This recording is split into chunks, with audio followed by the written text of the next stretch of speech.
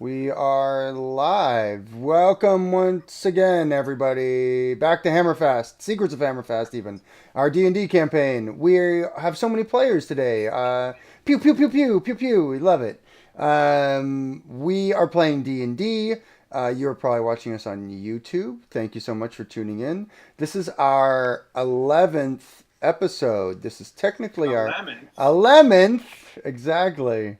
This is our penultimate episode for this chapter, you guys. So, we welcome back again, everyone. I am Ken Breeze, Burling's Beard. You know me. And we are playing D&D 5th Edition, Secrets of Hammerfast. Our party is assembled. They're looking great. And I'm going to turn it over to them right away. We have Kelsey playing Callie. Welcome, Kelsey, back. So great to have you. Tell us about Callie. What's Callie been up to this time So around?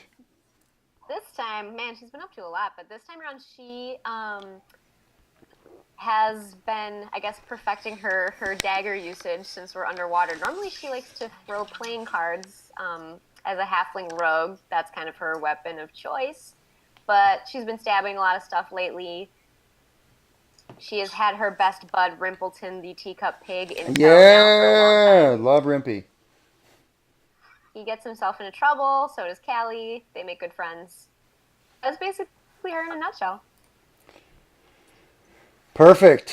And we have Anthony playing Allaron, our longtime hero. Tell us about Allaron. What's going on with him? He's escorting a group of so-called heroes into the depths of a dungeon, piece by piece, and finding that fish people are not friendly. That's awesome. What does Alaron look like? What kind of arms and Oh, armor alright, does he sure. have? Alaron is a half-elf. He's bronze skin, which is uncommon for a half-elf. He carries with him a a small shield, and he wears chainmail. He's sort of a broad-shouldered hero, although he's lithe and fast. Nice, nice, love it. And we have Patrick playing Snorri. Yeah! Tell us all about Snorri, Pat. First of all, Snorri would like to say that fish are friends and not food. Um, Mmm. Mostly because he's terrified of these trout people. He wasn't expecting that they'd be able to track him as well as they have been able to. Snorri was a wizard, still is a wizard, but in a very spooky form. That's right. He is a ghost wizard. Ghost wizard. And what kind of magic does Snorri practice and study? Snorri was and is Hmm. practicing magic from the School of Divination. That's right. That's right. He's a diviner. And can you describe what he looks like for us a little bit more? Sure. So Snorri, he's a svelte young 62 years old. He has kind of a scraggly beard that's, to the best of his ability, braided. He's got some cloaks, so you can see a bit of a hood. And as you go down these cloaks, it sort of fades off into like a tattered kind of glowing image where his legs Yes. should be. Yes, I love it. Awesome. And does he have any physical items on him that he's carrying or about his He does. form? He does. He has two physical items that we can see currently, one of which is a stone ladle that he picked up from a bar. Not very useful in combat. And the other thing he has is a leather tome in the book. The cover of the book is kind of intricately carved leather patterns with some kind of rudimentary illustrations of people on it. Yeah, awesome. Very cool. Very, very cool. And we also have Zach playing Yarrow Blackhammer. Welcome back, Zach. Thanks for joining us. Guest starring once again. Yeah, so I'm playing Euro Blackhammer, and he is kind of a rough and tumble figure. He's a dwarf cleric, powerfully ugly. looks much older than he actually is. And he's got this nasty black, patchy, bushy beard that has streaks of white going through it, and you have no idea whether or not he's always been this unkempt, or whether or not it's just an effect of the fact that he's been under torture by Trout Folk for God knows how long. And not only that, but he is also used to carrying a nice, sturdy warhammer in one hand and a targe in the other, and while wearing this nice black plate mail with the sigil of Hammerfast on it, and or ringmail rather. And unfortunately, he doesn't have those, and instead he has a coral shield, whatever rags the Trout Folk left him with, and a spear that he has basically improvisationally taken from one of the men. That's right. Yarrow is obviously has been abused by the Trout Folk and been stripped of his arms and armor, though he claims to be a dwarf from Hammerfast. He has also claimed a number of Trout Folk weapons to serve in the interim until he finds his gear. We also have Thomas with us tonight, making his first appearance on the stream. Welcome, Thomas. We're going to find out about your character very soon. We obviously know his Elio is his name, or part of his name, but we'll get there in a second. For now, welcome to the stream. I'm just going to do a quick. You're welcome. Do a quick recap. Our heroes last time were in Sparkly Town Delight Castle. It's a castle that's underneath the Glimmer Lake. They had been traveling there to find a man, a dwarf named Glitterdark. As they found and made their way below, they ran into Trout Folk, which we can see on the screen, but they also ran into another person, a figure called Shalbanon, which we can also see on the screen. Masked and sort of odd. They ran into this person who was sort of snooping around the shores of the Glimmer Lake. And together, you made your way beneath the waters. And swimming in, Shalbanon betrayed you, disappearing with two of your party members and leaving you behind in a ruined chamber. Snorri, Callie, and Allaron. This was before you met Yarrow. You had all been together exploring the ground floor of the castle you found to be called in the ancient Elven Id Othramel, an ancient castle once ruled by a Fey count above the waters of the Glimmer Lake. But hundreds of years ago, it sank below the waters to apparently protect itself from the orcish hordes that were ravaging the region. But in those centuries, the Fae have lost their sway here in the castle, and it has been taken over instead by the Queen of the Trout Folk and her minions. Your group entered in the northeast tower, and swimming and making your way down, you found your way into an air pocket. For the castle itself is made up of different towers and spires, and then a shell that's sort of a canopy, if you will, of metal and glass that allows the inside of it to be without any water, to be kept clear so that magically air can circulate and allow people to continue to live below.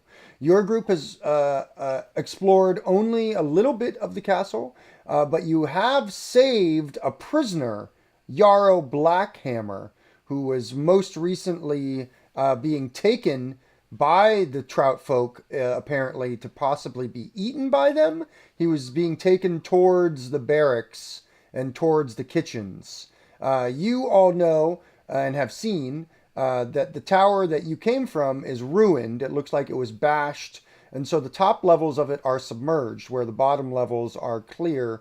Magic keeps them clear of air. You've seen the runes. The room that you're in now has a large crab statue that has a nasty surprise inside of it. And you also know that the barracks tower is off to your the north sort of west, if you will, whereas the priest and is sort of covered completely in mud and gunk. The priest's tower is to the southwest, and it is only sort of partially covered. The top sort of third of it is uncovered, even though it's just sort of dark stone as far as you can see.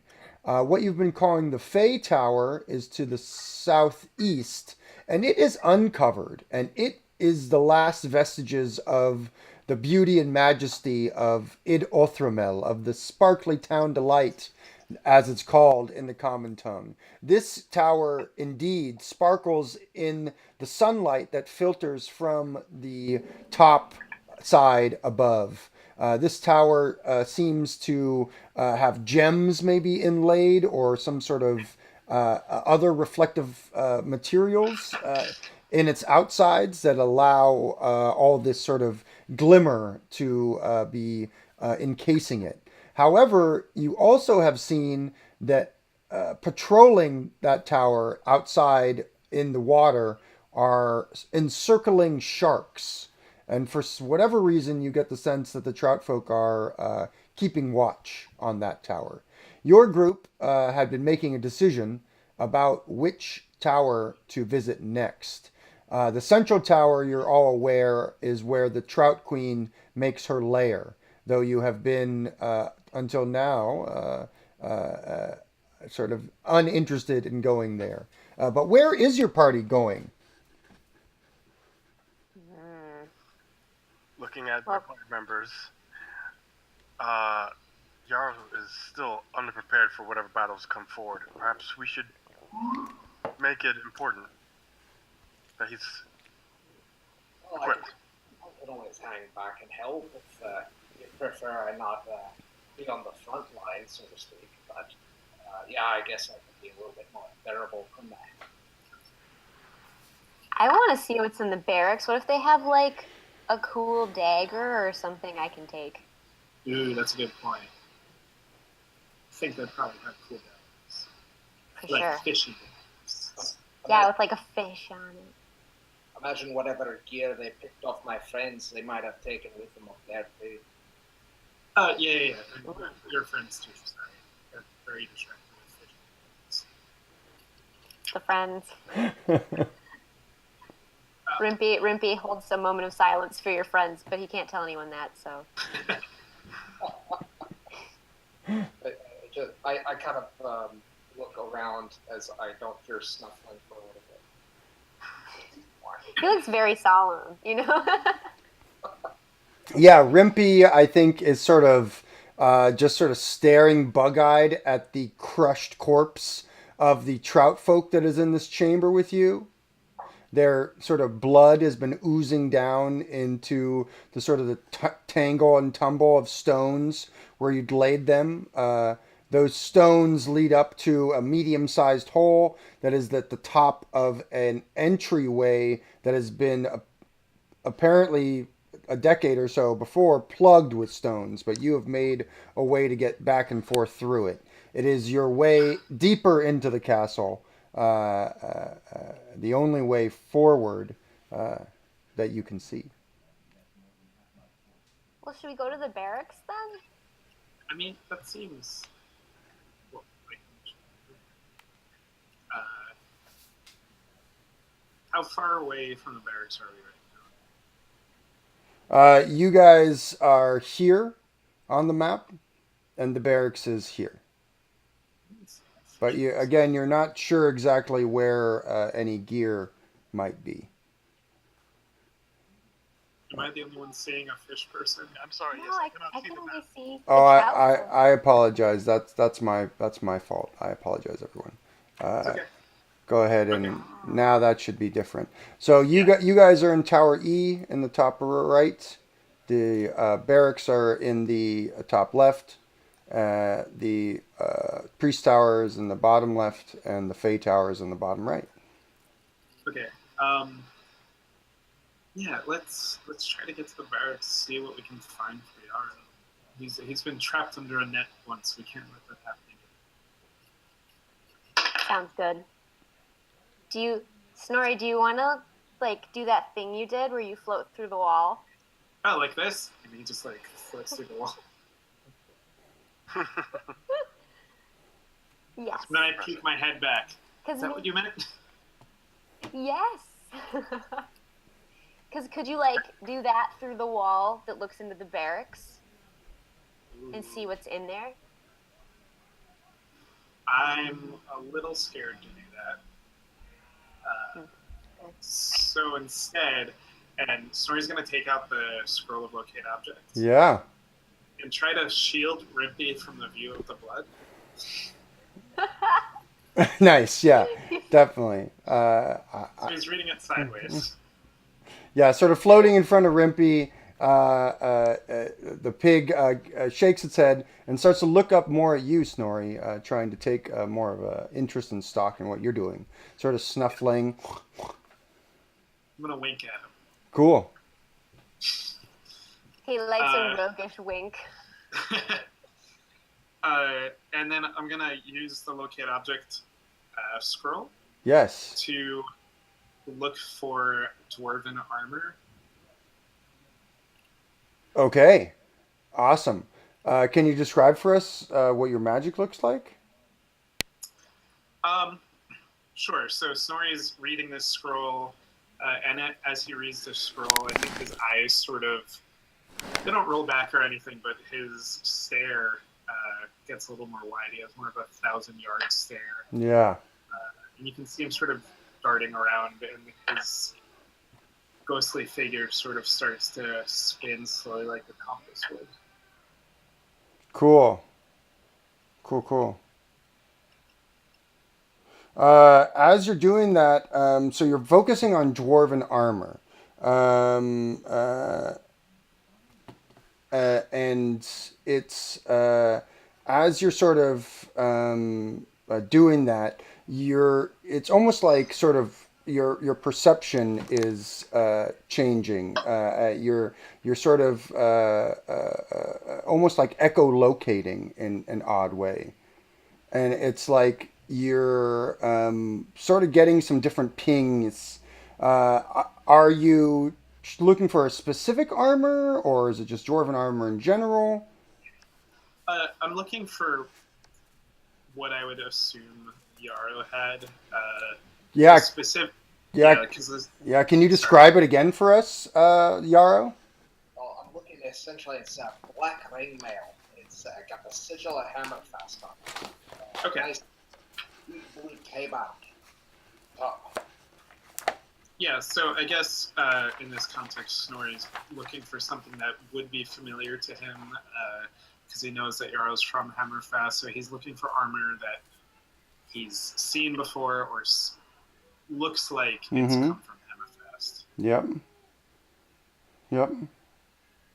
Sure. That makes sense. So just making sure with the description, that's super helpful, especially with the sigil of Hammerfast on it. And you realize that the direction of the armor is more towards the priest's tower than the barracks. Okay. But you do get the sense there is dwarven armor in the barracks tower. Specifically, you think at the top of the tower. But the black ring mail that you're looking for, you believe it to be. You think that it is in the second level, like the middle level of the priest tower. Okay, so I'm gonna roll up the scroll again and return to the party and say the scroll disintegrates when you use it. Oh no! Yeah. I'm rolling it up. Yeah. Yeah, as you use it, the magical writing sort of burns off of it line by line, and then the scroll itself starts to sort of just crumble. Cool. Okay, so don't have that scroll anymore. I feel like I got some good information out of that. I am glad I didn't stick my head through that wall. From what I've gathered, I'm pretty sure what we're looking for is in the priest tower. There is armor in the barracks. I feel like that's pretty much a given. It's a barracks. But if we're gonna go anywhere to look for that armor, I think we should probably start at the priest tower. We should steal it back because they stole it from you, Yarrow. I like the way you think. I like stealing. How often do you steal, Callie? Oh, only for mean people. Oh, okay. Well, that Yeah. makes it much better. I stole Rimpy, for example. Yes, but that's a long story. So should we go to the priest tower? Yeah. I'm okay. I'm already on board with creeping towards the priest tower as I say that. Indeed, your party makes your way out of the ruined tower where you sort of have been hiding and whispering amongst yourselves about what to do next. And you're making your way sort of south, if you will. There is a courtyard that you sort of come out into where there were a bunch of dead bodies that you had made when you killed Trout Folk here. But you threw those dead bodies back into where we're hiding as well. So it smells like dead fish now, very much, where you have been hiding. But getting free of that, the air is a little bit clearer, though it is very dim here. There isn't a lot of illumination. Some of you can see in the dark, some of you can't. It is dim though. What is your sort of general party marching order? Allaron took the lead. All right. I'll fall in behind Allaron. And I'll be floating really high up. Cool. Yeah, you guys don't see anyone as you sort of make your way to the south, and you find your way going into a much, much larger sort of courtyard. The towers are obscured a little bit by the overcovering, this sort of canopy of lattice of metal, and it looks like it's glass in between the lattice that is keeping the water out, though it's been caked with sort of mud and sort of lake weed and stuff like that over time. So most of it is really gunked up. You are able to see out a little bit here and there, but mostly it feels like you're in a large cavern, though it's a very geometrically shaped one. Making your way sort of across a courtyard, you can see over here, it looks like that there is a forge, or at least the remnants of one. It doesn't look like it's been used in a long time. You guys are also seeing what looks to be sort of like maybe what may have been a stable or something like that in the past. And it is not being used at all. It looks like that it's just darkness in there. But you guys aren't really moving that way. You are hearing a lot of commotion coming from this area over here, where you're able to be told by Yarrow that the sort of the mess hall, the banquet hall for the Trout Folk is. That is where his friends have been taken before, or rather his companions that he traveled with, and they did not return from that place. That is where he was being taken when you sort of came upon him. Out of this darkness, a figure emerges, a very illuminated figure. And I think, Thomas, now, if you wouldn't mind describing what your character looks like for us. Sure. Do you have the picture by any chance? Oh, I don't. I apologize. I did not prepare that. If you have it, you can hold it up to your camera. I don't have a printout. Oh, okay. Well, maybe sometime soon. You should post it on Twitter. In any case, well, I did. In any case, the first thing you notice is the flickering of flames in the doorway, which is, of course, somewhat unusual underwater. And then a figure that might be rather on the tall side, but is largely made of flowing robes and armor, maybe a bit on the skinny side as well, pokes his head around the doorway. Apparently, at first you are quite concerned because he seems to be on fire, but this then seems to be some sort of magical artifice, for although he is a very reddish hue and completely bald, and his eyes seem to sparkle or glow with a yellowish light, he doesn't appear to be in any danger or pain, except he does have various bits of soot and blood kind of splashed on him that look relatively fresh, and he's kind of darting his eyes around as though he is keeping an eye out for trouble, although he also seems a bit jumpier than someone who would be practiced at this. There it is. And, Hey, look at that. Oh, there you go. Yes, there I am. And as his eyes set on you, he jumps back and starts, and he holds a spear in one hand and a shield in the other. The tip of the spear is glowing with fire, and he says, "Halt! Who goes there? You do not appear to me to be fishmen." Allaron immediately motions, pantomimes for this person to be quiet. What? Okay. Who goes there? Can be quiet while being more quiet.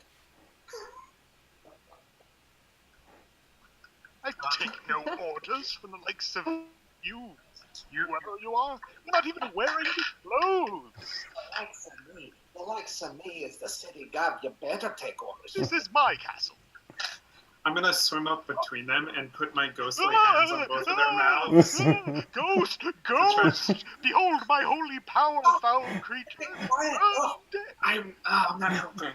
I'm not helping. Do you Let me step in, guys, please. that you are haunted? I can help you with that. I'm doing perfectly alright. You're not haunted, you're haunting. Well, thank you. What do people in this plane... Is this normal here? Kind of? Excuse me, friend. You seem to be confused, but you're in the middle of an underwater dungeon, surrounded by Trout Folk. Oh, that would explain the fish. Yes, so it's underwater here, too. Fascinating. The sun's rays are faint. Faint would be an understatement. You do realize that we're surrounded by them. Perhaps discretion would be the better part of valor here. Surrounded? So they overrun the place. That's no good. Oh, by the way, who are you? I'm Aleo. How rude of me. Sweeping bow. But keeping one eye on the ghost. My name is... Oh, how are you? Please get into cover. I'll finally pop out from behind Allaron and be like, hi! My name's Callie. Hello! I was hiding this whole time. And there's a teacup pig behind Callie that seemed to be hiding behind Callie. It's now sort of peeking out as well. Mer? And what is your name? That's Rimpy. He's a pig. He can't talk. Yeah, he doesn't talk. Maybe he will someday. I don't know. I'm trying to teach him, but... The pig stomps its hooves as if it's really mad that you're saying it can't talk. Like, yes, I can. We just don't understand, but he does talk, so...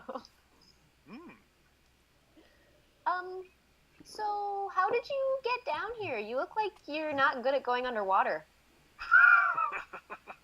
Well, I swam, but I swam from the other side. Oh. Which other side? The dead side? What? Oh, sorry, there's a lot of other sides, sorry. No, I am here as an emissary of the summer court, and as I said, this is my castle now. Wait, so There's It's something. There's something fishy about this guy. And Snorri's gonna turn around and go, Uh, I could turn you at any time, foul beast. Want your puns in my presence? Just a point. So you have an ancestral claim to the castle, or you just now have claimed it for yourself? I'm claiming it by the authority of the Summer Court. They said I could have it. Well, I am Lord Yarrow Blackhammer, and I have laid claim by virtue of blood spilled to this castle. So, I'm just saying, I shall take no lip from a dwarf who... Oh, are you too high and mighty up there with your fiery head for dwarves? Is that what you're saying? Guys, shh. I think we're getting a little too... We need to keep moving. I am sorry. I will endeavor to remain quiet and unobtrusive. He sort of walks behind a corner, but there's still flames like shooting out the side. So you are here to remove the fish menace, I assume. That's correct. Where did Then you I just am come from? deputizing you in the name of the Summer Court. sure. Do you want to help us fry some fish? I do not know if I brought enough sacred oils. We may have to settle for a roast. Oh, sure. Snorri's gonna reach out his hand for a handshake. I hesitantly extend my hand, not sure whether I can make physical contact at all. And I sort of wave it through. Yeah, it's a weird it's a weird sensation of like sort of grasping something for a second and then just like sinking through it. Like and then waving your hand sort of it's a He sort of he looks at his hand slightly disgusted and rubs his hand together as if washing them, and fire spouts between them. Neat trick. Nice to meet you too. I'll be quiet. I look at Snorri and say, "You better work on that dead fish trip." Wow, you guys are really pushing the buns today. All right. I like it. I do. I mean, when in Rome, right? Dwarves Well, are fun. I believe we're in Sparkly Town Delight. Yeah, Rome. It's a That's ghost. what you call it. Elio, what can you tell us about the room? Was that a fish? It's like an angry barracuda. Maybe we should get going. Elio, can you tell us what you just found in the room you came from? There were some fish. There aren't any more. Well, they are, but mostly ash. Some skeletal remains. There is a pond, a pool, or was, that goes to the Feywild. I don't know if any of you would like to visit the Summer Court. They can confirm my claim there if you'd like. But really, the fish problem seems more pressing. I see. Yeah. I think maybe we should get Yarrow some armor before we hop to the Feywild. I am Yeah, all in this guy's favor of almost- anything that covers up the dwarf more. Well, allow me to get my courtly raiment, Your Majesty. Ooh, do you have courtly raiments?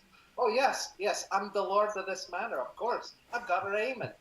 Okay, now we're going to have to settle the lord thing, but let's keep moving.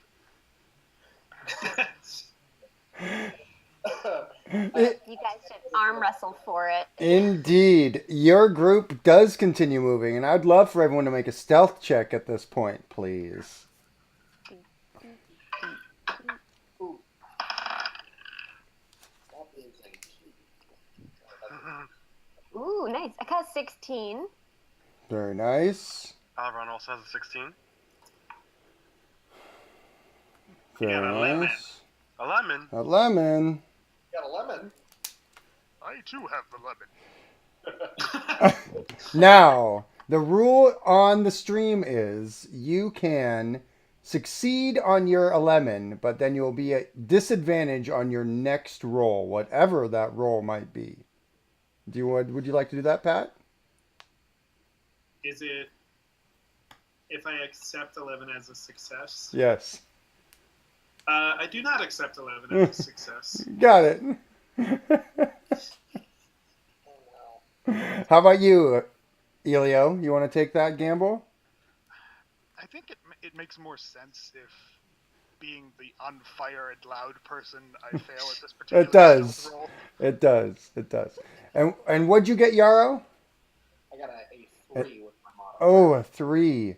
I didn't get a natural 1. Good to know. Yeah, interesting. So you guys are sneaking up to this entryway right here to the priest's tower.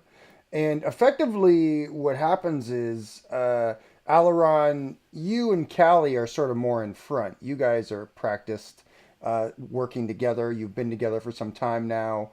You're moving quite quietly, and you sort of get to that sort of entryway, and you're able to peer in and see what looks to be a large sort of guard chamber. There is a place where people could sort of sit on the ground. It looks like there is like a cook fire there or something like that. It looks like they've been sort of roasting mollusks, like lake mollusks or something like that. The shells are sort of glimmering in the firelight, so it is bright in here. And around that fire, there are 4 trout folk. 2 of them are in more sort of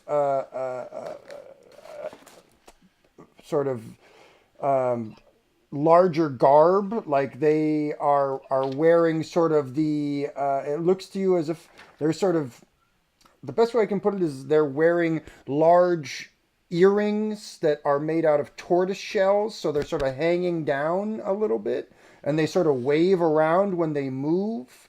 Also, you can see that their shields that they have seem to be carved to resemble a tortoise shell as well, or something like that.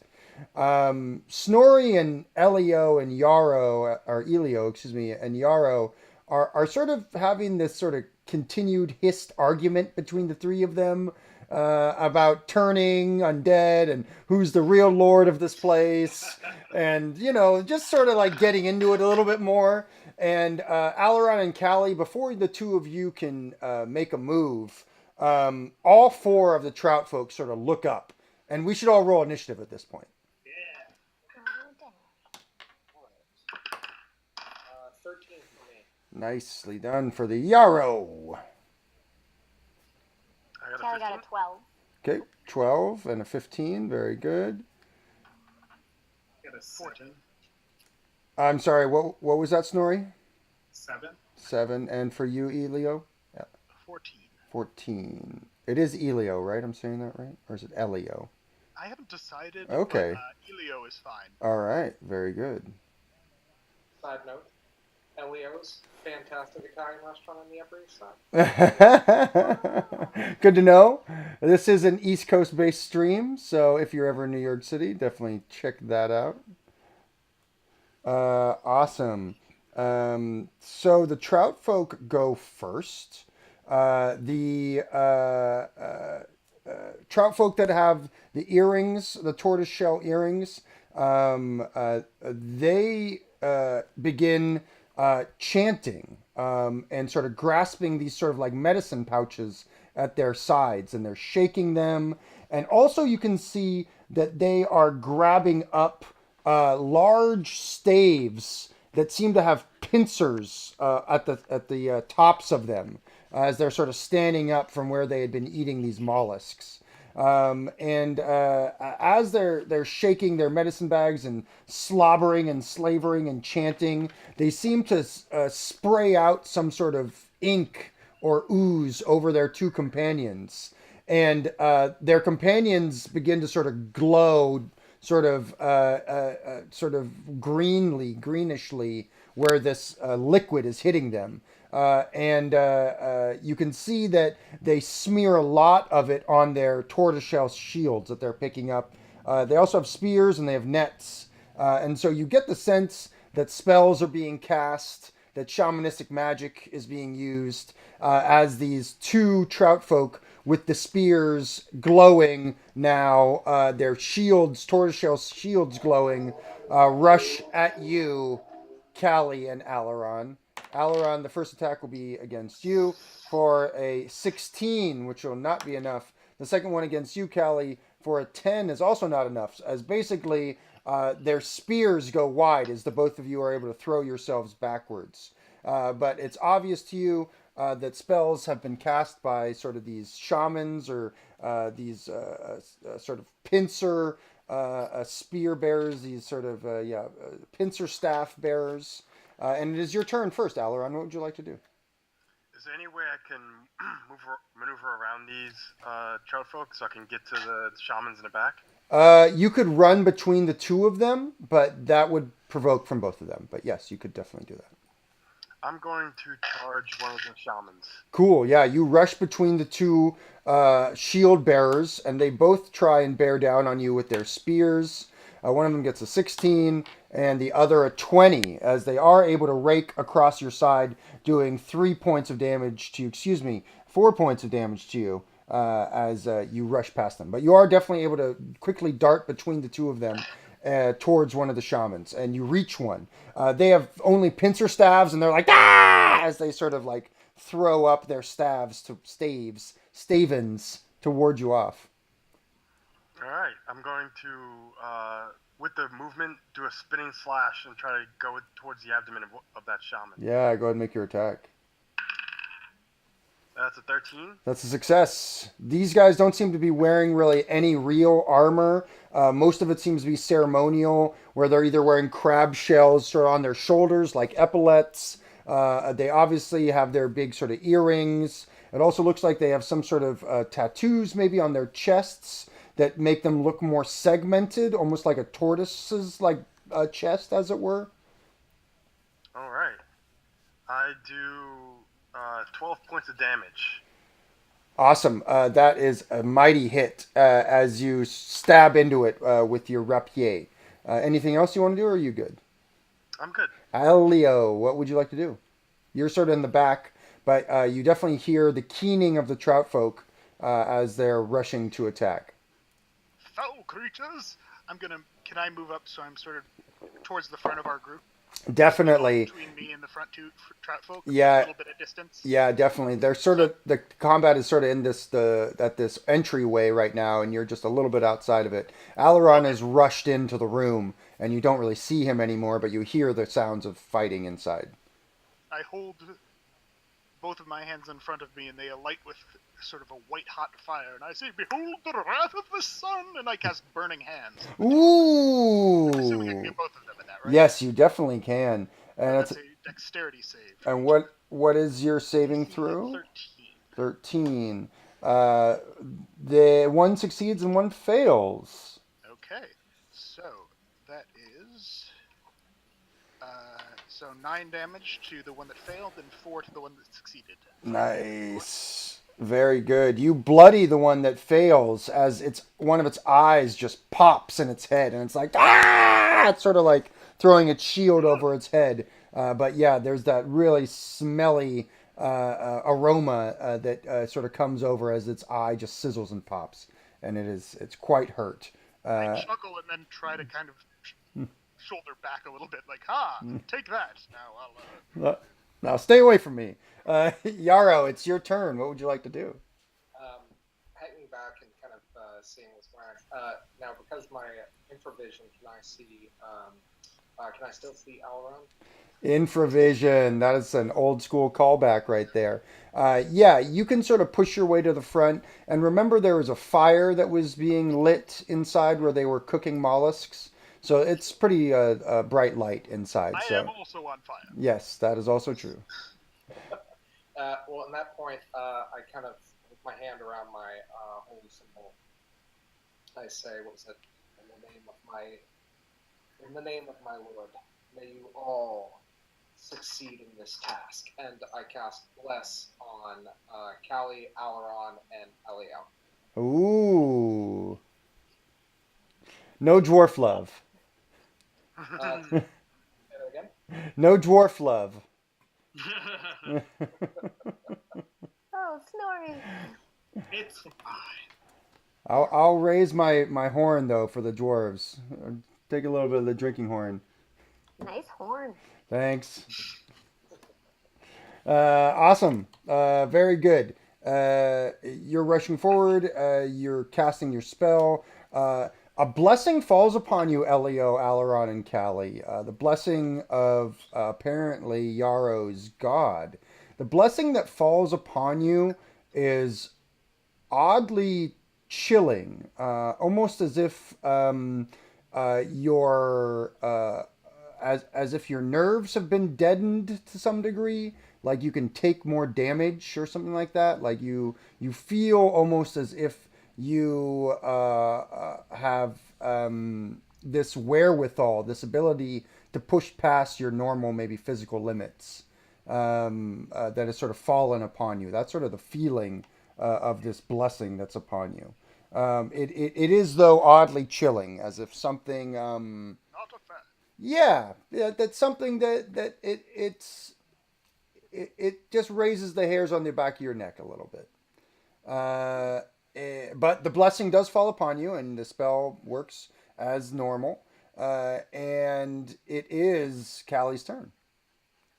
So, I think what I'm going to do is try to cruise up past these guys just so I can flank the shaman with Allaron. Yeah, they don't have any more attacks of opportunity. They both you already used theirs to attack Allaron as they went by, so you easily are able to cruise right by them and slip right up. Yep, skip right through. Doot doot doot. And they are narratively they are trying to stab you and stuff like that, but they're a lot more sort of focused now on Yarrow and Elio. Probably the fire, yes. Yes, exactly. The burning. So I'm going to try to... I'm going to pull my dagger out as I'm running, and then as I kind of skid to a stop behind the shaman, I'm going to try to stab up behind me. Yeah, it's almost like there's this gout of flame from Elio, and then Yarrow yells out his own spell, and then you dash through the sort of the smoking, charred remains of this sort of like path forward. Yeah, you skid to a halt. Go ahead and make your attack. You don't have advantage, but you will do sneak attack if you strike true. I got...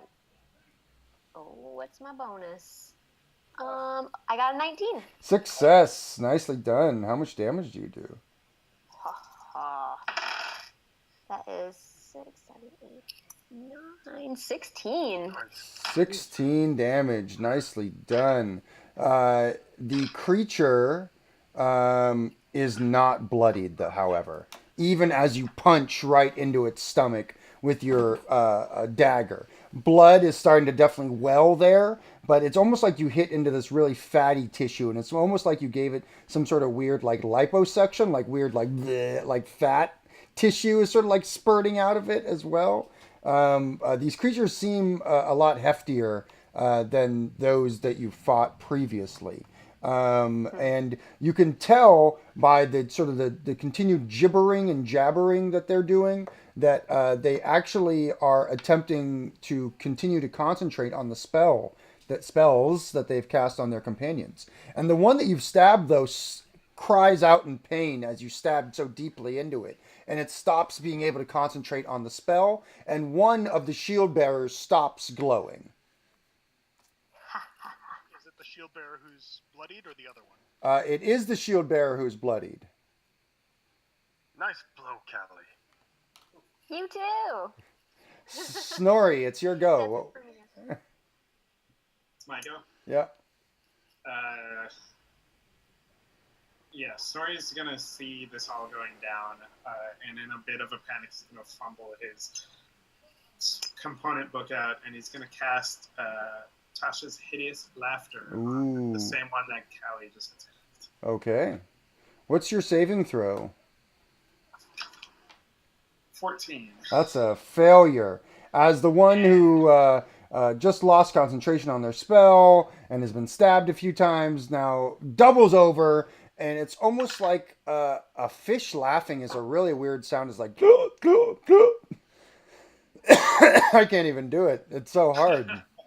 It's sort of like this gaping, gasping laughter, and you can see that its mouth is just full of super sharp teeth as well. That these trout folk seem to be vicious. But Snorri's spell has definitely taken hold, and one of the trout folk shamans is now on the ground laughing. Uh, the other shaman, however, looks to you, Allaron, and Callie, and doesn't like what they see, but they will take a moment to.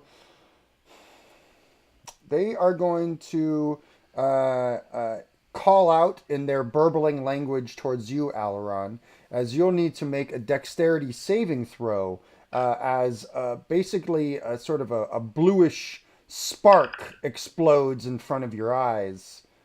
I don't think I make that one. That's going to be a 7. That will not be a success. And you will take 1 point of fire damage, fire and radiant damage, if you will, as a sacred flame sort of explodes in your face. These creatures seem to have some sort of connection to some sort of power or a primal essence. And they sort of are shouting as they grab their earrings, and then this sort of blue flame explodes in front of your face, searing you. The one on the ground continues to laugh, and then sort of shakes it off and is just heaving on the ground, trying to get ready to sort of pick themselves up.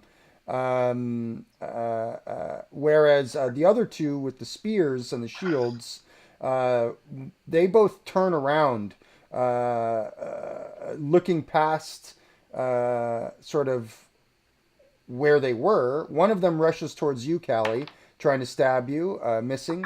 The other one comes after you, Elio, the one that you bloodied, and is able to stab you with his spear, crying out in triumph as he does 4 points of damage to you. And it is your turn, Allaron. This bloodied creature on the floor, I'm going to take the opportunity. He hasn't gotten up yet, has he? No. I'm going to take the opportunity to try to keep him back down on the floor, and I'm going to slash downward into his eyes. You have advantage on this attack since the creature is prone. That's going to be a 19. Success. How much damage do you do? I do a full 13. Nice. With this, yeah, you definitely bloody the creature as you stab basically into its back, and it's sort of pinned for a second, and then sort of shakes your weapon out of it. Anything else you want to do, Allaron? No, I'm going to hold that to be it for now. And it's your turn, Elio. All right. Quick rules reminder: can I cast a spell at this guy who's right up in my face without issue? Yes, unless it's a ranged attack spell, and then you'll be at disadvantage on the ranged attack. Okay. But Sacred Flame is a save, or something like that. Yeah, okay, that should be a ranged spell attack. So instead, I'm just going to take my spear and just jab it at him with the blessing in effect, right? Mm-hmm. That's, Okay, yep, with blessing in effect. Yeah, don't forget to roll your blessed die, everybody, if you are blessed on your attacks. Spear lunges at the creature. That is a crit. Ooh! Brr, brr, brr, brr, brr. Nicely done. Go ahead and roll your damage twice. So that will be 9 on the dice plus 1, so 10 total damage to this fishman. Cool. Please describe for us how you defeat this creature. Nice. Well, he was already kind of scorched and bleeding about the face from this burning hands, and so as I come in from the side with the spear, his eye is kind of swollen shut and he doesn't see it. Yeah. It just kind of catches him right in the gills. Yeah. Some blood spurts out, and momentarily he's kind of illuminated from inside his throat as this glowing spear goes into him. And then he stumbles backwards as I rip my spear loose and kind of stare at the spear and the fish as if I'm not sure exactly how that all went down, but I'm very glad it did. Yeah, definitely, yeah. What you get when you stand up against the might of the sun. And then I take another, half step backwards as I stare at the other one. Ooh. I Yeah. realize it's run off towards the others, and then I just kind of stand here. Yeah. Ugh. Yarrow, it's your turn as Elio sort of clears the one from the front. The entryway is now clear. All of the trout folk are inside, fighting with Allaron and Callie. And, at which point, I see the one that's convulsing with laughter on the ground, and I say, you think this is funny? I'll show you funny. And I cast my own Sacred Flame. And that is a dex save. Failure. How much damage do you do? And what does your casting look like? Can you describe it for us? Absolutely. So it's this kind of pale blue fire with a white hot center, and at the little kernel of kind of what looks to be kind of like the best way for me to think about it is if there was just kind of like this translucency at the very kernel of it that you could actually kind of see through, and that is what it looks like basically when I light hopefully his head on fire for 6 damage. Nice roll. Yeah, definitely. The trout folk screams in pain as sort of this flame explodes in front of its face, searing it, and blackens its scales. They sort of are charring as it's trying to get itself up. But it's your turn first, Callie. So there are 3 still left. There's one on the ground in front of you, one of the sort of shamans. The other shaman is toe-to-toe with you and Allaron, where the other one with the spear and the shield is behind you, trying to stab you. Okay.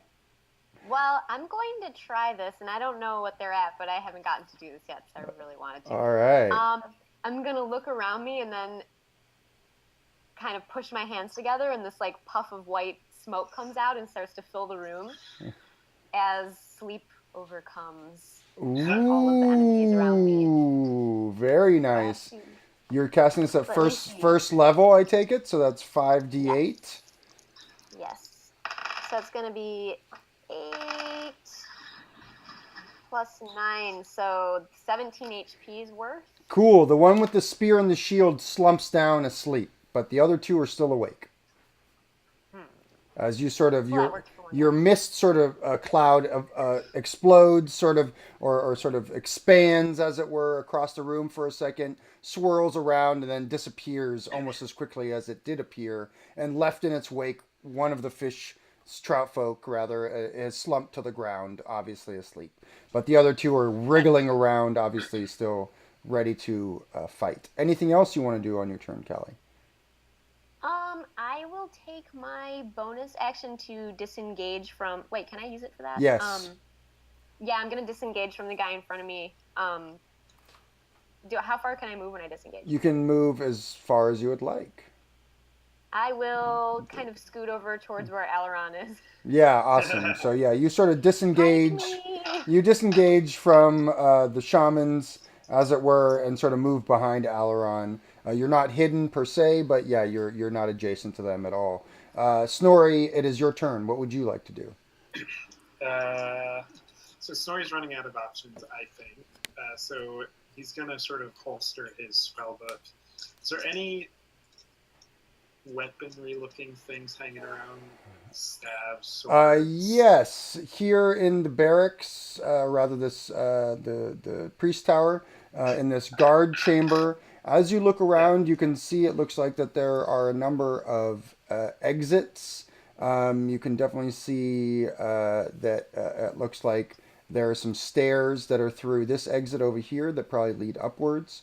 But these other 2 exits lead to chambers that you haven't really explored yet. It definitely looks to you like that this chamber over here might be more of like a sleeping chamber, maybe. And that this chamber over here might be possibly more of a living chamber, whereas this really is a guard chamber. Like they are on guard here. They're watching things and making sure that or whatever that whatever their duties are. That being said, yeah, there definitely is 2 spears on the ground where dead or asleep trout folk have dropped them. You might be able to find other stuff in other places. I think what Snorri's going to do is disappear into the ethereal plane. Yeah. And shoot up from L. Yep. Directly up. Yep. And he's going to investigate what's up there for his turn. I love it. So this is really cool. As you go ethereal, everyone sees that Snorri, who was before opaque, semi-translucent, but mostly opaque, disappears. And instead, there's just sort of this very translucent shimmer of energy where his form once was. You can all sort of track it as it moves upwards, though you're sort of maybe focused on other things. But oddly enough, all of the Trout Folk who are conscious in this room, it's almost like they're being drawn like a beacon to something, like moths to a flame. Like they all look right at Snorri as he does this and floats up through the ceiling. Snorri, as you float through the ceiling, you can see that you've entered another chamber. I won't go to the map just yet, but you can see that this chamber effectively takes up most of the tower. It's a large chamber, and it looks to you as if there are murals on the walls here, painted and faded and chipped murals, but murals nonetheless. And they depict creatures of different races having intercourse. There's a lot of weird sex going on in this room. It looks like that this may have been possibly some sort of boudoir, as it were, for the Fey courts that once made their homes here. A lot of it has been defaced or either covered by sort of the Trout Folk's efforts. The Trout Folk have erected what looks to be some sort of shrine here. In fact, it looks like a large altar, in fact, where once maybe there was an altar or something, some large construction in the middle of this room on a dais that has been converted into a crude representation of a tortoise, a large tortoise. And why don't you go ahead and make a nature check for me at this point, Snorri?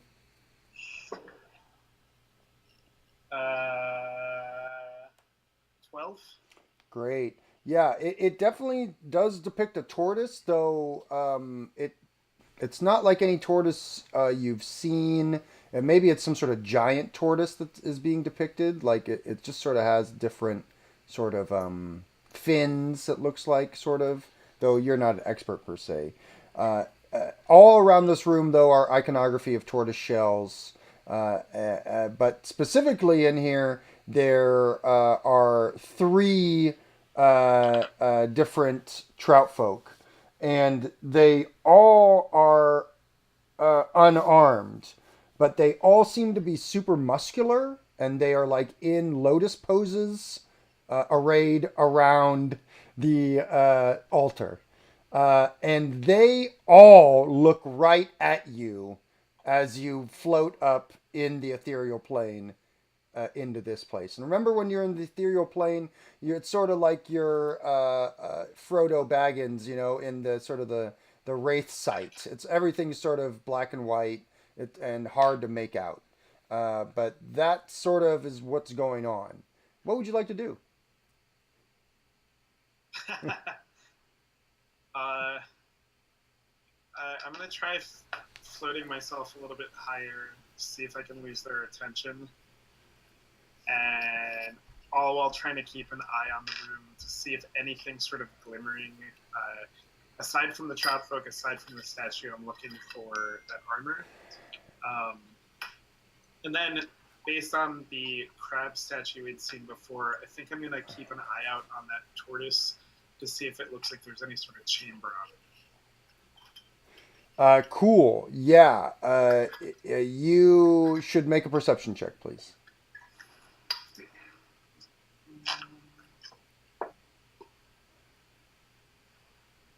That was a 4. This dice is going to jail. Yeah, you're not sure. Especially in the ethereal plane, it's hard for you to make out details in the prime material Okay. plane. Cool. After Snorri, it is the Trout Folk's turn. The one that's been on the ground finally sort of pushes itself up, even though it's sort of some of its entrails are starting to now sort of come out of its side, and it shouts in a terrible language at those of you who are still downstairs.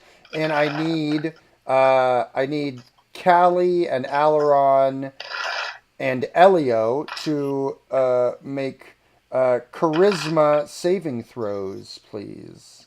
Remember to add Does, I was just gonna say, doesn't bless apply? Bless definitely applies here.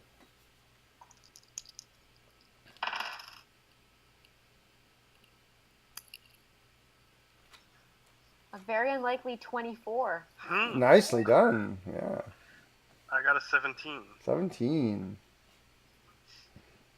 Elio. Elio got a 1. Elio, you feel a great pressure on your chest. You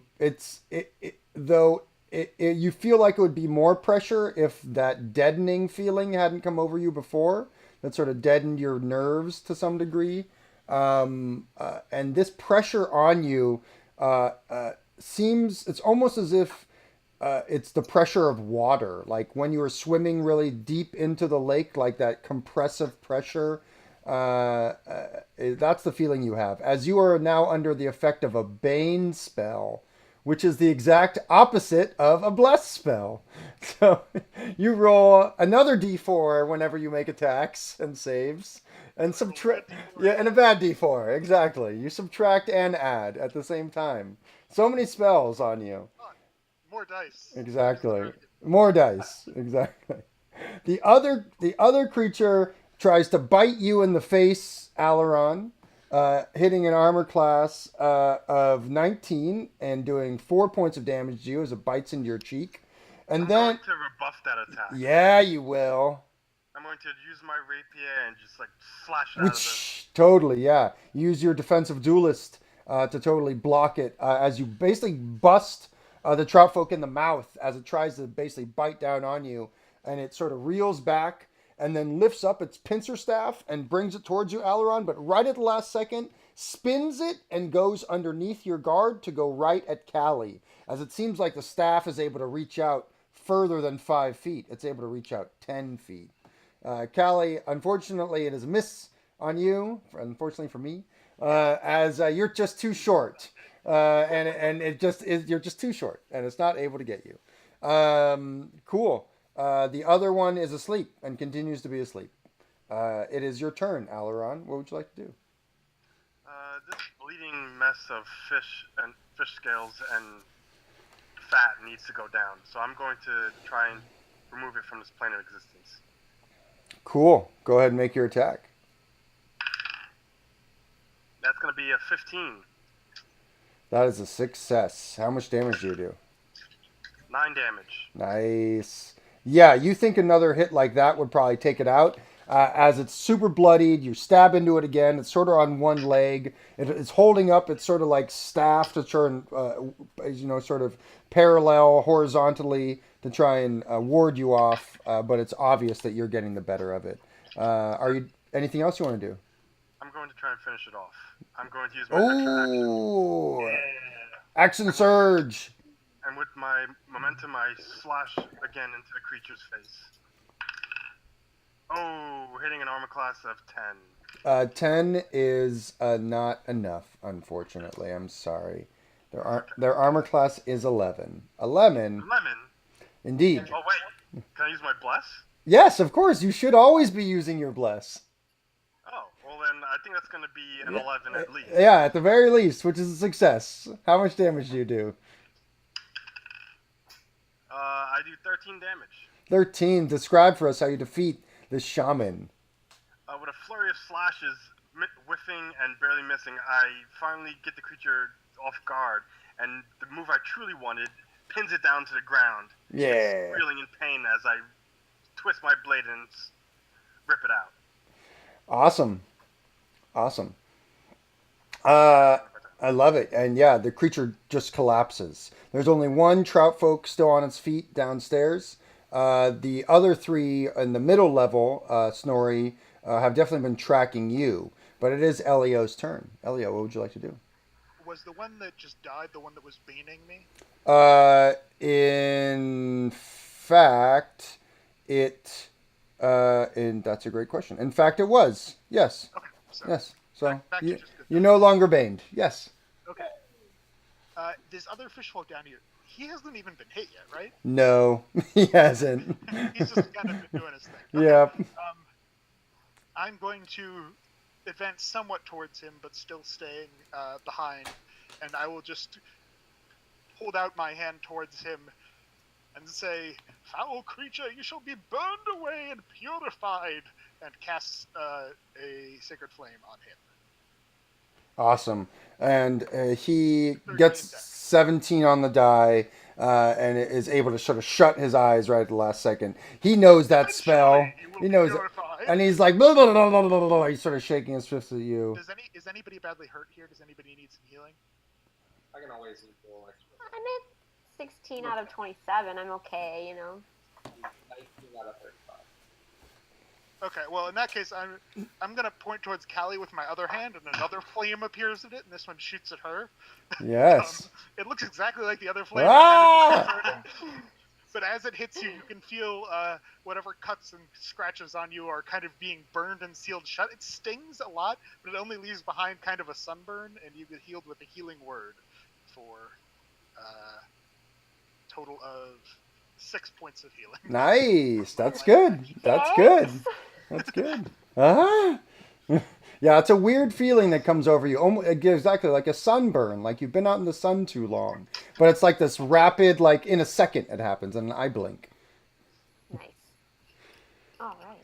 Cool. Yarrow, you're up. Elio is just casting fire magic left and right. He's very flashy. Yarrow, you're in a loincloth and you have a shield made out of a crab shell and a shitty spear. But you do have an amulet. You do have your holy symbol. Well, back to the fundamentals, and I'm going to take a look at the remaining shaman cast Sacred Flame. Sacred Flame. He fails. How much damage do you do? That is 1d8. That's just a 3. All right. Awesome. It's enough as you burn him and he sort of... actually, it's almost like they almost have like a sensitivity to sunlight where it's like all this bright light in their eyes is really disorienting them and really making them unhappy. It's almost like a natural fear of it. So it's not only the damage that it's doing, but it's almost like a psychological thing that's happening.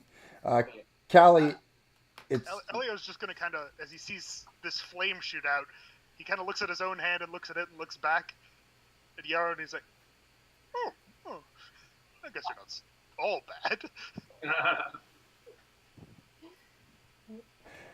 Callie, it's your turn. Yes, Okay. it is your turn. Okay, so the final guy, I'm gonna make sure to stay at least 10 feet back. This person has one of those pincer things too. Yes. Yeah. I'm gonna stay definitely more than outside of 10 feet range. I'm gonna throw a playing card, just like whip it out of my Ooh. bag. I kind of like magic it into my hand. Yeah, and you throw it. do. Back to basics. And if you Exactly. Oh. if you strike, you'll do sneak attack damage because they're next to Allaron. Ha! Well, I got a 19 on the die, so I'm pretty sure that's it. That's good. And let's see here. That's 7, 8, 9, 15 damage. Nicely done. It's your turn, creatures who are looking at Snorri. So Snorri, the creatures, they sort of get out of their lotus positions and very lithely sort of get up to their feet. They are sort of whispering amongst themselves and making their way over to you. You can see some of them, they have their tattoo over their eyes that looks like a tortoise shell. On their chests, they look like they have tattoos that maybe are like tortoise fins or something like that. But one of them on their neck, they have a tattoo that almost looks like their face is tattooed like a tortoise, but their neck is tattooed almost like there's a fire in their neck or some sort of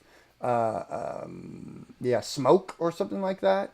It's sort of odd, almost like it's a fire breathing tortoise or something like that. And they're all definitely I respect that.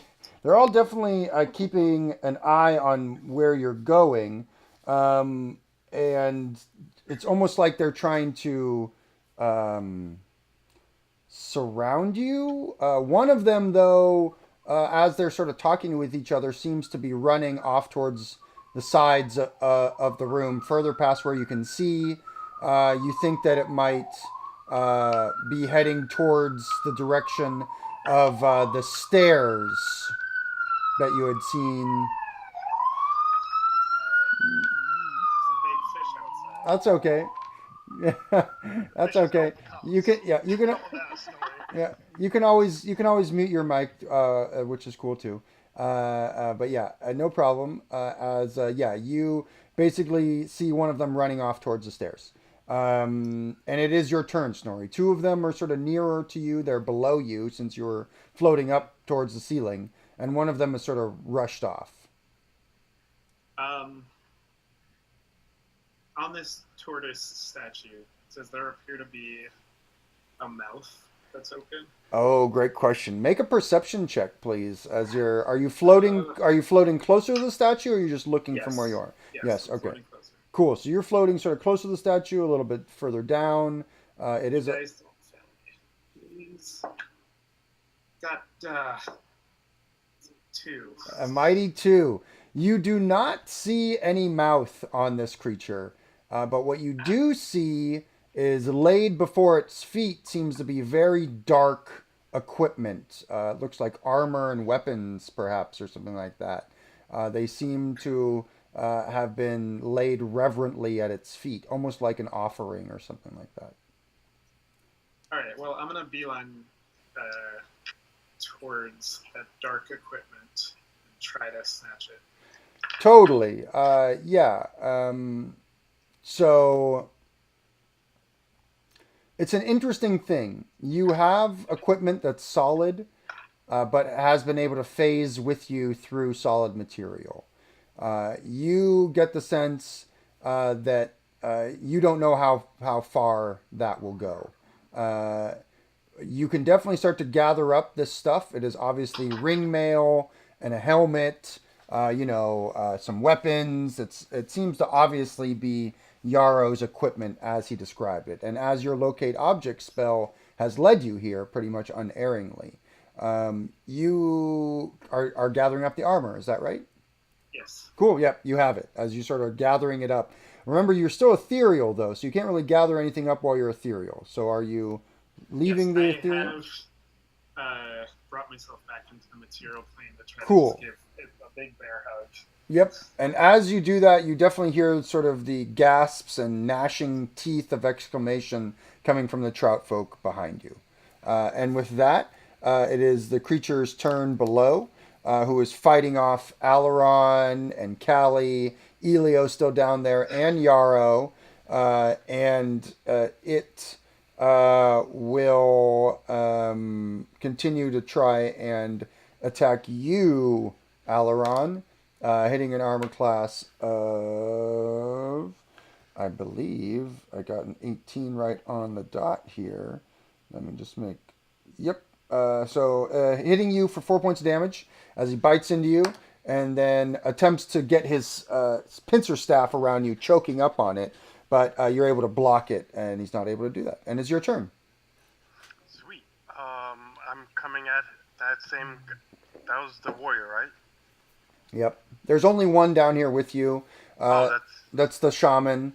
The warrior, as it were, is asleep on the ground.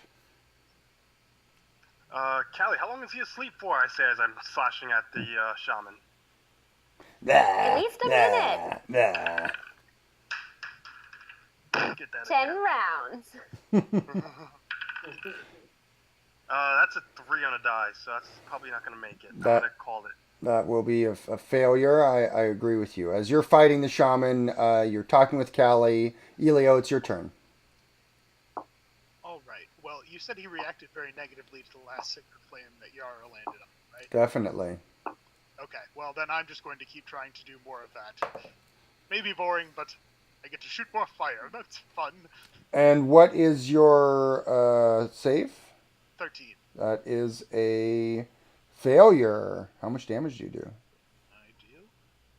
Sacred flame damage. That is 6 radiant damage. Nice.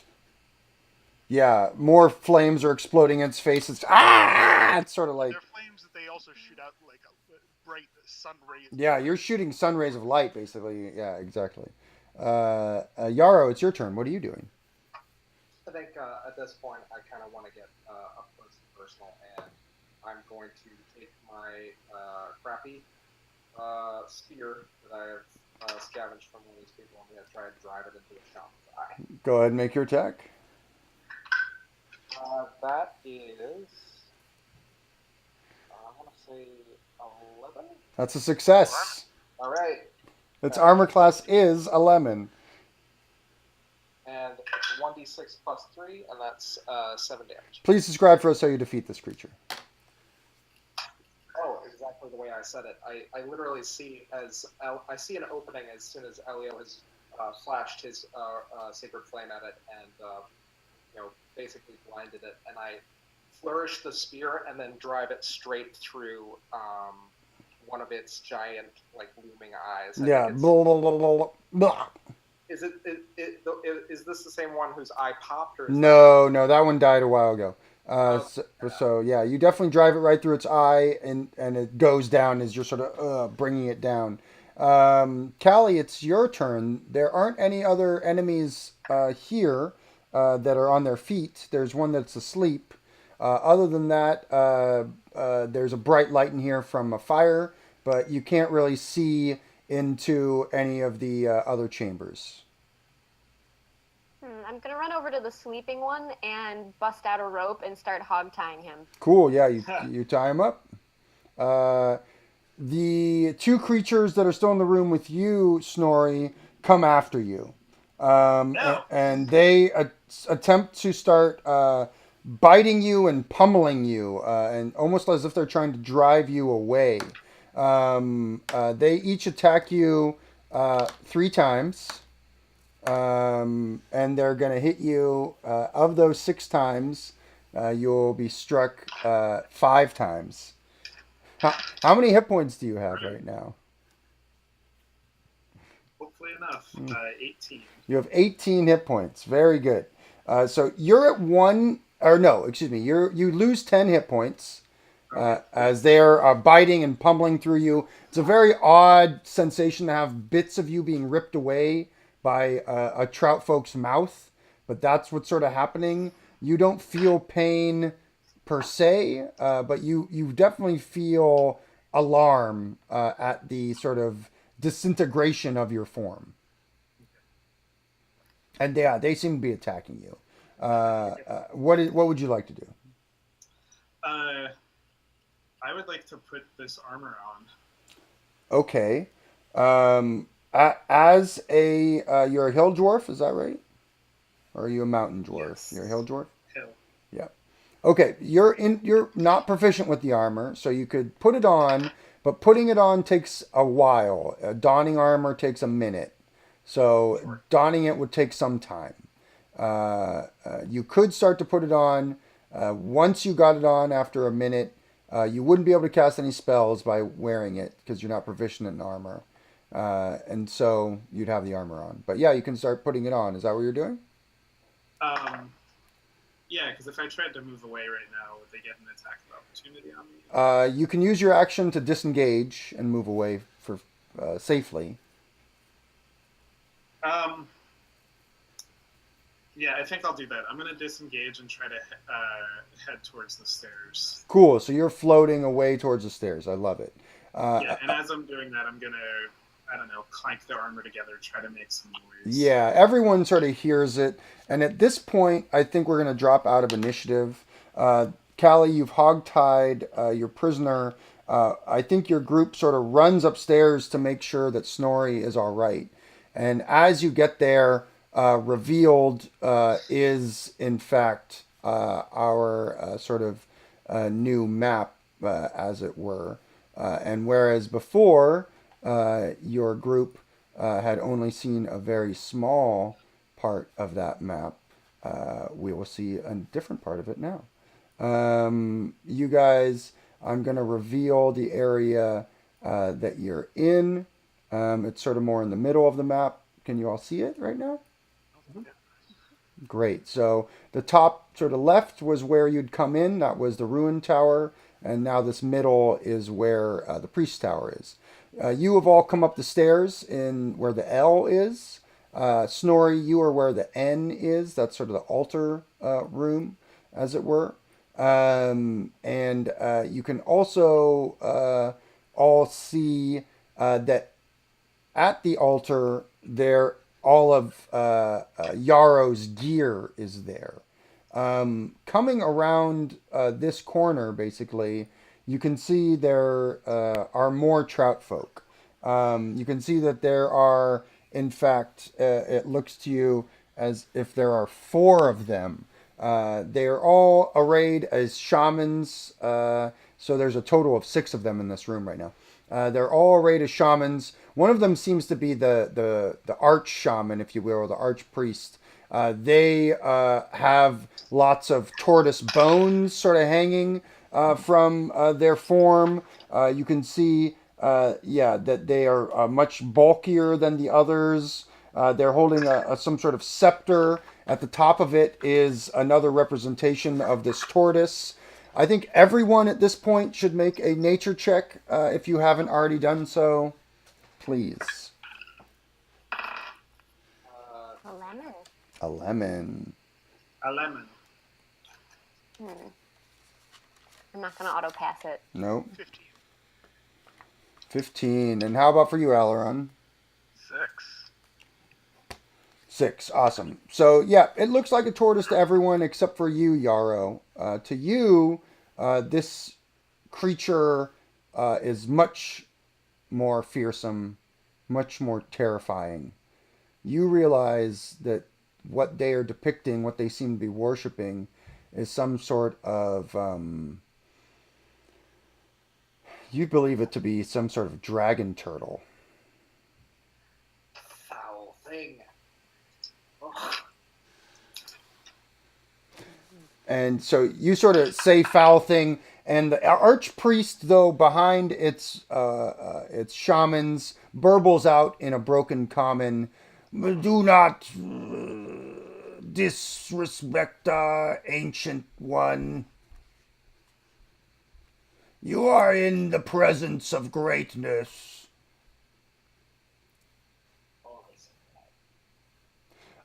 Yarrow, you see Snorri is holding your armor in his hands.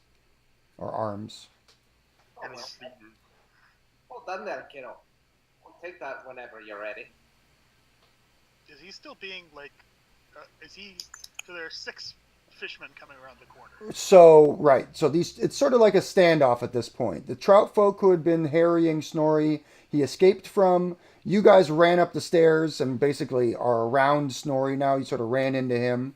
The archpriest and his warriors came down other stairs from the top level and sort of joined the other 2 that were here to make a total of 6. But they have not followed, and they're obviously not attacking you right now. They definitely seem like they could be hostile. They have their sort of pincer staves and their different sort of weapons ready, but they don't seem to be attacking you. In fact, the archpriest seems to be talking with you. I'm gonna step forward from everyone, and I'm going to address that shaman.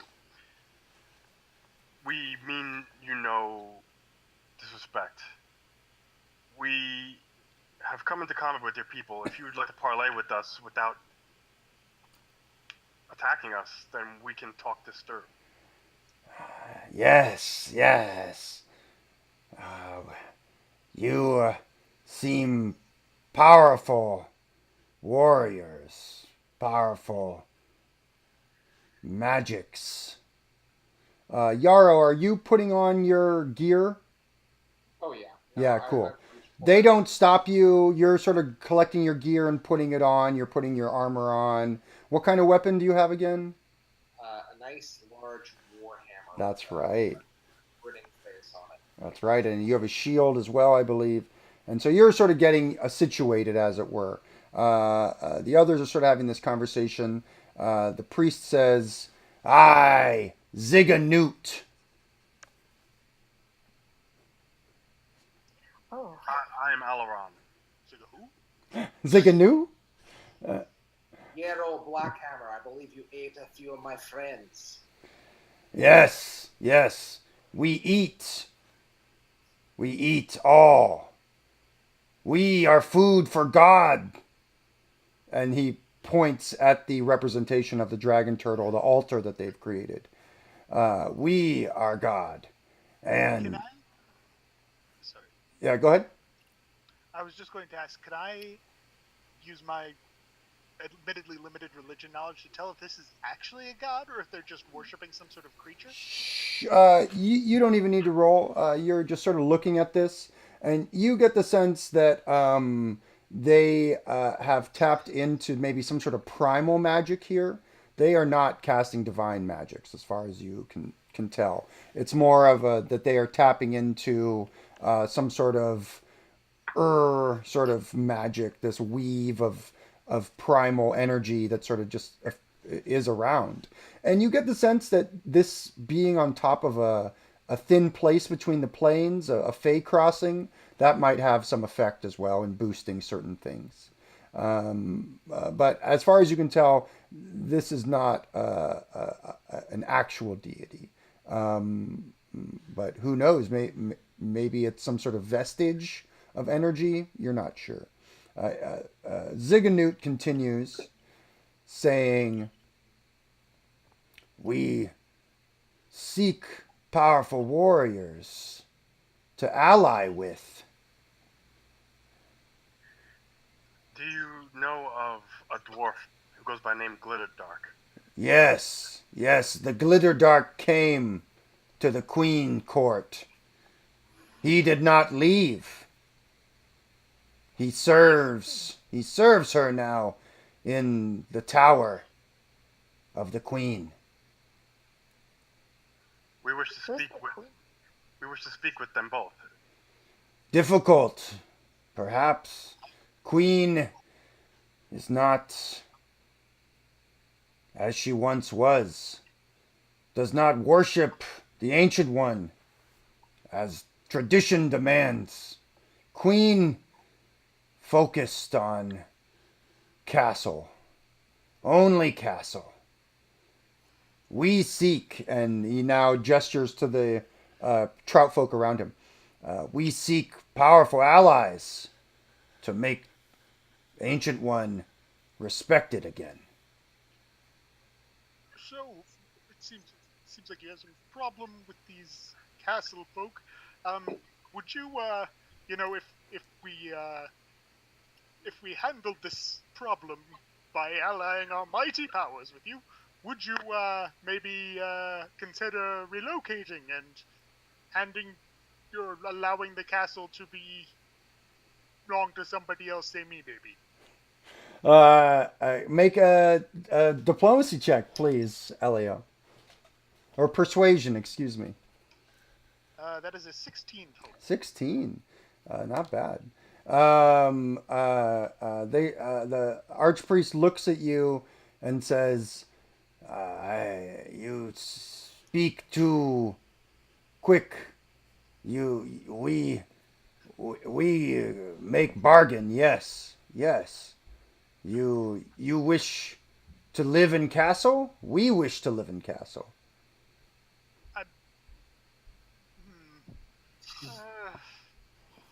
We can negotiate later. Sure. Yes, yes. Negotiate. This our tower. But No, well, so what do you have us do? maybe join with other warrior, other magician we have allied, and come depose the queen.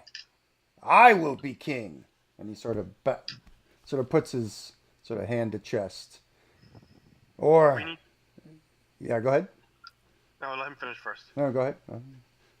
I want him. I'm not gonna cut him off. I want him to see what he has to say. He basically says, I mean, you should all just make an insight check. I think that's probably the best way to go. I don't think I see any underlying. Okay. That was 17. 17. How about for you, Allaron? I got a 1. A 1. And Snorri, what'd you get? 11. 11. And Yara, what'd you get? What was the roll again? Sorry. Insight. Insight. 19. Nice roll. And Elio. 21. These fish folk do not deceive my sense. Indeed. You all get the sense that this person, this archpriest, that they have lost power to some degree. They seem like that they aren't leading their people. They've been sort of relegated. And you get the sense that the Trout Queen's focus is somewhere very different. And so this priest is looking to depose the Trout Queen. Doesn't seem to be trying to trick you guys at all, or have any other ulterior motives. They do seem to be wanting to betray the Trout Queen, though. They don't seem to bear us any ill will for the murder. You get the sense that your demonstration proved to them that you are powerful warriors. And that's the type of people that this archpriest is looking to ally themselves with. And as they are talking about the other person that they allied themselves with, someone else walks down the stairs. Oh. Someone you recognize. I don't. I Who are you? point. And as Shalbanon, the masked arcanist, arrives, you can all see that Yarrow has got all of his armor on at this point. And all of his armor on, once he's in his full regalia, he is very impressive. His ringmail, his warhammer, his shield. However, something very sinister starts to become very clear. That some of the symbols that are on Yarrow's armor are repeated in the iconography around Shalbanon's accoutrements. And I think I need everyone to roll a religion check for me at this point. Nothing from me, even though I have no idea. Yes, please. Yes, please. 19, motherfucker. How about for you, Allaron? 6. Snorri? 16. 16. Elio? My great breadth of religious knowledge, I have a 5. Nice. For Allaron and Elio, these symbols are symbols of are almost like skulls or symbols of death. Is the best thing that is the best I can give you. That's my 5. Yeah. Yep. Skull equals death. Yep. Exactly. Curious. That's. Mysterious and arcane. Callie and Snorri, you definitely recognize now the symbols of Orcus, the god of undeath, the god of the undead. And what would you like to do? You allied with Shalbanon? Ah, yes! I was sent to find you, my friend.